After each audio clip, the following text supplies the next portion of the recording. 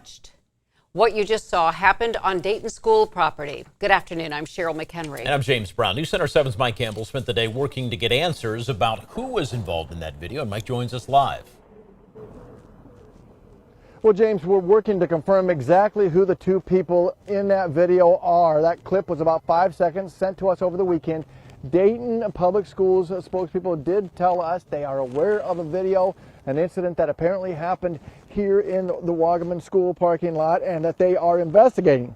I've also reached out to Dayton Police to see if anyone filed a complaint with them about the stunning video. The video is short and startling. The people that sent it to us have not responded to our request for an interview. They did claim the adult person throwing the student down was the Wagaman Middle School principal. I showed the video to a woman that just graduated from Dayton Public Schools last year. Maria Leone reacted with surprise while watching. I asked her what she thought. I mean, he was supposed to be the principal, right? Right.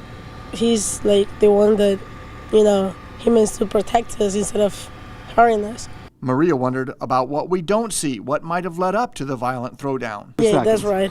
You only see the surface, but you don't see what's down of it. Yeah, you're right. We went to the Wagaman Middle School campus Monday. We noticed that there are many cameras placed all the way around the outside of the building.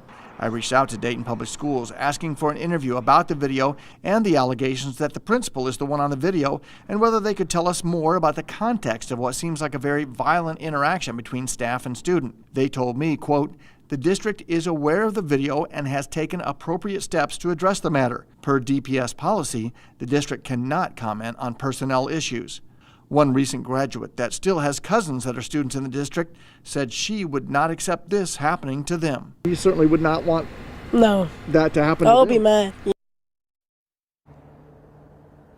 And back live now, the school district told me that because of legal constraints, there just isn't a lot more they can say about this incident right now, and that is why they sent me just that 2-sentence report. Reporting live in Dayton, Mike Campbell, News Center 7.